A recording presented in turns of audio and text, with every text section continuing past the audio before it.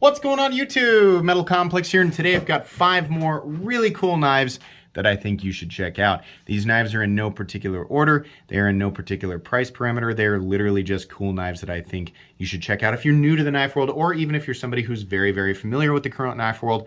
I just like all these. Thanks so much to my generous patrons who are supporting me. Link for Patreon right down below, and please make sure to follow me on Instagram at metal_complex. Not all of these knives are available right now, but they're likely knives that will come in and out of stock. I will link all of them right down below so that you can check them out. It does help my channel when you use my links, so I would be very grateful if you use them, but that's entirely up to you. Let's start off with one that is made in the United States and that I think is really underrated right now, and that is the Hog Ballista Automatic.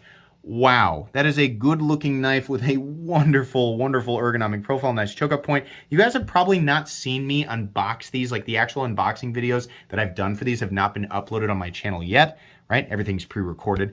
But yeah, I was pretty enthusiastic about this when I unboxed it. These are made in the USA. We have 154 cm blade steel, which is one of my favorite blade steels of all time. The pocket clip looks a little bit weird and out of place for the design, but it is functionally sound.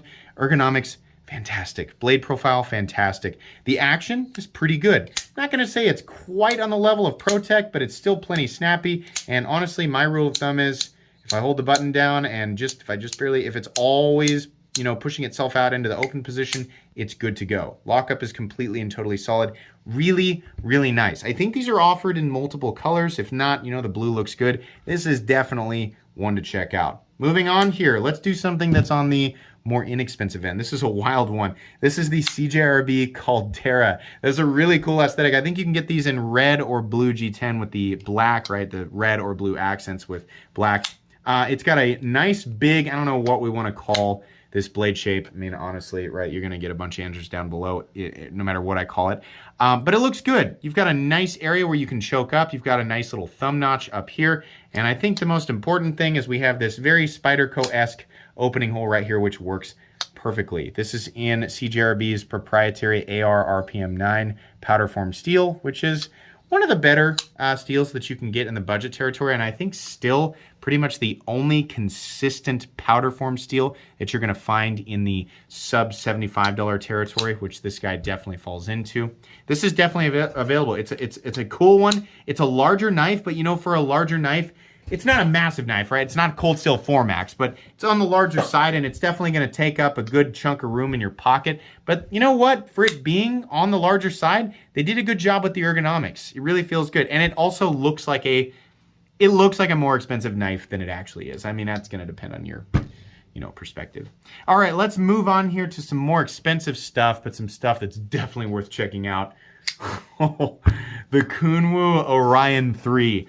One of the best deals on the internet right now, and I don't know how long these are gonna last, but oh my gosh, this is a good-looking titanium frame lock flipper that has excellent overall execution. The quality is fantastic. We have M390 that's actually been hardened correctly according to their website, 61 to 62 Rockwell. That's great. We have a Damascus pivot collar. We have excellent finish work on the titanium. Look at that. That's beautiful. We have a 3D milled titanium pocket clip. We have a nice backspacer. Just a really handsome knife that just works really well. If you're itching for a quality titanium frame lock and you want one that just checks every box, the Orion 2 is freaking awesome.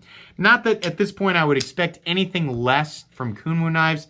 They've just been nailing it lately. There's really nothing that I wish that they would do a tumbled finish on their blades, but they did a good job with the satin finish, so I can't really complain too much. This is a really good knife, and it's 190 bucks. Anybody who's familiar with these materials in this section of the knife world knows that that's a good deal. These are manufactured in China, but even considering that, this is a good deal. One of the best deals on the market in this category.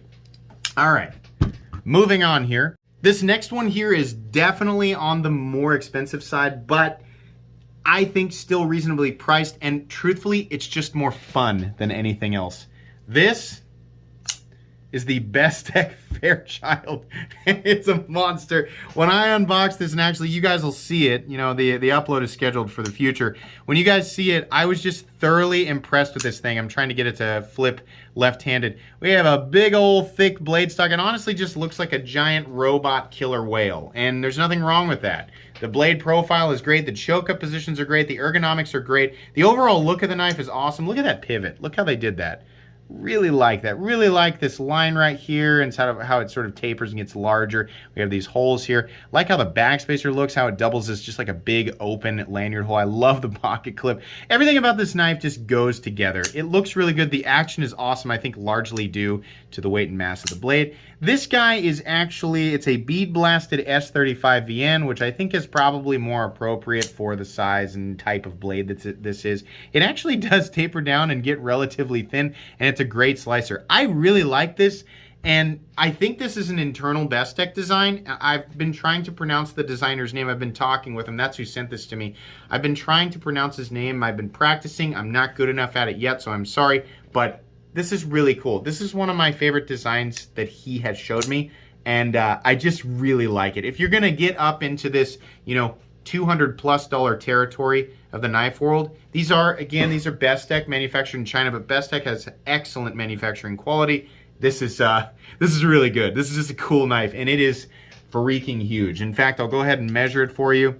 Again, not cold steel Formax huge, but we are looking at about 9 1/8 with easily a 4-inch blade. Really cool knife. Really like this one. And last but certainly not least, definitely the knife that's going to be the hardest to get, and that is the Vero Mini Synapse. Normally, I do not like knives that are on the smaller side because I usually have a problem getting a full 4-finger grip, but because of the shape of the handle here, it actually works really well. This entire knife works really well in smaller form. You have a little, it's just like a little rectangle right there. It's much, if you're familiar with the Vero line, right, it's the same thing, it's just shrunk down. I actually own 2 Vero knives in my personal collection. That's the Isotope and the Synapse XL, which is bigger than even the medium-sized one, which is bigger than this one. I like their larger stuff, and I thought, you know, if it's a smaller one, it's probably, oh, cool, it's a Vero, but it's gonna be too small for me.